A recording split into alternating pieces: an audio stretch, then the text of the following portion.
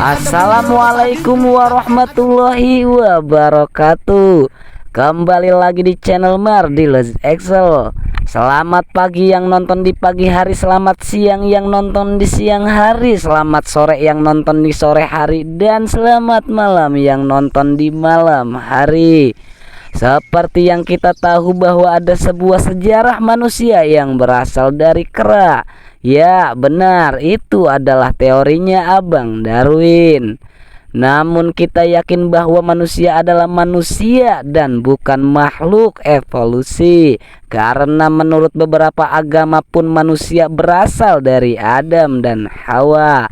Juga banyak beberapa ilmuwan yang menentang teori evolusi ini disebabkan kalau manusia memang benar makhluk yang berevolusi, tentunya manusia sampai sekarang juga terus berevolusi, entah jadi Ultraman, Power Ranger, atau bahkan alien.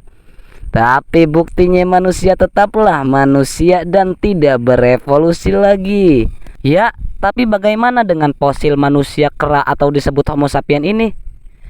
Baik, di sini kita akan mengungkapnya dari sumber yang berbeda. Jadi cerita ini tidak harus dipercayainya, melainkan ini hiburan saja karena memang sangat diragukan kebenarannya. Tapi kita bisa mengambil ilmu dan pelajarannya saja, guys. Lanjut ke ceritanya. Cerita diawali dengan kejadian diturunkannya manusia pertama, yaitu Adam dan Hawa ke muka bumi karena telah melanggar larangan Tuhan. Menurut beberapa pendapat bahwa mereka diturunkan di tanah yang berbeda. Adam diturunkan di tanah India dan Hawa di tanah Arab. Karena diturunkannya di tanah yang berbeda, mereka pun saling mencari satu sama lain. 40 tahun lamanya mereka mencari, akhirnya berhasil bertemu di tanah Arab Saudi, tepatnya di Jabal Rahmah, yang sampai sekarang menjadi kepercayaan beberapa manusia. Kalau menulis namanya dan pasangannya di Jabal Rahmah itu, maka cintanya akan langgeng dan abadi. Jadi kalau kamu ingin langgeng bersama pasanganmu, cobalah pergi ke Jabal Rahmah, lalu tulis namamu dan pasanganmu. Baik, lanjut. Karena 40 tahun lamanya baru bertemu kembali, Adam dan Hawa pun saling terharu dan penuh rindu, ditambah keduanya sangat bahagia. Singkat cerita, Adam dan Hawa pun dikaruniai anak kembar. Yang dimaksud kembar di sini bukan mukanya, guys, tapi karena lahir dalam waktu bersamaan. Anak pertama yaitu Qabil bersamaan dengan Iklimah, dan kedua Habil bersamaan dengan Labuda. Jadi anaknya laki-laki perempuan, laki-laki perempuan. Diceritakan anak-anaknya pun sudah dewasa yang memang harus dinikahkan, karena pada saat itu tidak ada manusia lagi kecuali mereka. Jadi untuk perkembangbiakan manusia. Di sisi lain Tuhan pun melarang pernikahan sesaudara kembar. Jadi pernikahan pada waktu itu pun harus silang. Qabil nikah dengan Labuda, Habil nikah dengan Iklimah. Dikarenakan Labuda tidak secantik Iklimah, Qabil pun tidak mau menikahinya. Lalu Qabil dengan tegas komentar ke ayahnya, "Ayah, aku tidak mau menikahi Labuda." "Kenapa, nak? Kurang kece ya?" Padahal Adam selaku ayah sudah memberitahu bahwa itu bukan kemauan ayahnya, melainkan perintah Tuhan. Dengan keras kepala atau bahasa Jepangnya kekeh, Qabil pun tetap menolak. Jadi Adam pun bingung beribu bingung lalu ngadu kepada Tuhan. Lalu Tuhan memerintahkan kepada Adam untuk mengadakan sayembara. Setelah Habil dan Qabil mengetahui perintah Tuhan, keduanya pun menyetujuinya. Jadi keduanya harus membawa persembahan yang mereka punya. Barang siapa yang persembahannya diambil, maka itu yang berhak menikahi Iklimah. Qabil yang profesinya adalah petani, jadi Qabil membawa persembahan yaitu buah dan sayuran, tapi yang busuk. Sementara Habil adalah seorang pengembala, maka Habil mempersembahkan kambing yang sangat besar, bahkan sangat dicintainya. Di sini kita tahu persembahan siapa yang akan diambil. Ya benar, persembahan Habil lah yang diterima oleh Tuhan. Itu artinya Habil lah yang berhak menikahi Iklimah. Jadi buat para wanita, jika ada 2 atau lebih laki-laki yang mencintaimu, berilah pengetesan terlebih dahulu. Jika berjuang ikhlas dan berkorban sepenuhnya untukmu, dialah laki-laki yang akan menjadikan kamu sebagai ratu. Tapi jika kamu mencintai seorang pria yang tampan dan kaya semata-mata, jangan harap jadi ratu. Jadi budak pun sudah bersyukur, karena biasanya habis manis dibuang. Kalau sudah dibuang, bilangnya semua laki-laki sama saja. Lanjut.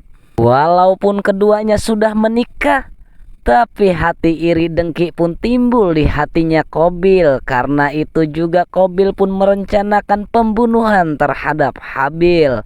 Singkat cerita, ketika Habil sedang mengembala di sebuah hutan, ternyata Qabil sudah mengikuti dari belakang. Dengan penuh amarah dan hati-hati yang memang ada kesempatan pada waktu itu, Qabil pun menghantam kepala Habil dengan batu sehingga meninggal dunia. Sesudah melakukan itu, Qabil pun diselimuti rasa penyesalan. Ini pelajaran buat kita, jangan pernah memilih nafsu di saat kita marah, karena penyesalan ada di akhir, guys. Rasa gelisah, was-was dan bingung pun jadi satu di tubuh Qabil ini, karena tidak tahu jasad Habil ini mau dikemanakan. Beberapa waktu kemudian, Qabil sambil duduk dan berpikir, tiba-tiba ada seekor burung gagak yang sedang bertarung dengan kawannya. Lalu salah satu burung gagak itu mengalami kekalahan dan mati.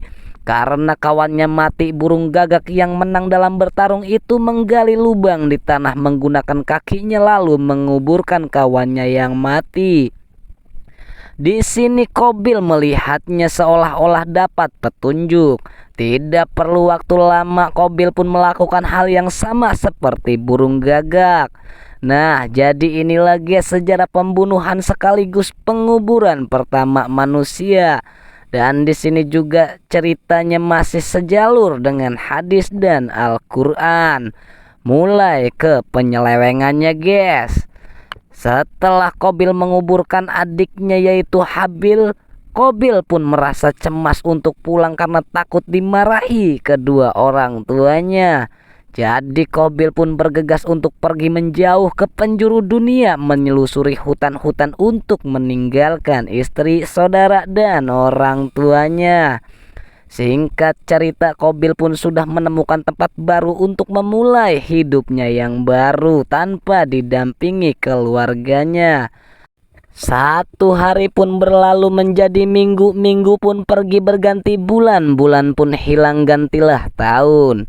Setelah lama sendirian dan kesepian, rasa syahwat pun mulai menyelimutinya. Dikarenakan pada masa itu tidak ada manusia manapun kecuali keluarganya, Qabil pun melihat seekor kera yang memang pergerakan dan gayanya seperti manusia. Akhirnya tanpa pikir panjang, Qabil pun bercocok tanam dengan kera. Sebab bercocok tanam dengan kera, beberapa lama kemudian kera pun melahirkan seorang anak manusia berbentuk monyet. Ya, mungkin inilah yang disebut manusia berjalan tegak atau lebih dikenal Homo sapien. Dan apakah bisa dibilang penemuan fosil Homo sapien ini adalah anak dari Qabil? Wallahu a'lam, guys. Ini hanya sebatas pendapat dan teori saja. Jadi kalian tidak diharuskan untuk mempercayainya.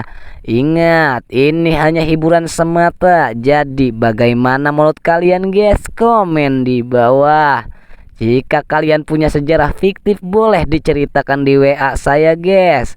Insya Allah saya akan menceritakan di channel ini. Saya di sini mengucapkan mohon maaf dan mohon pamit. Wassalamualaikum warahmatullahi wabarakatuh.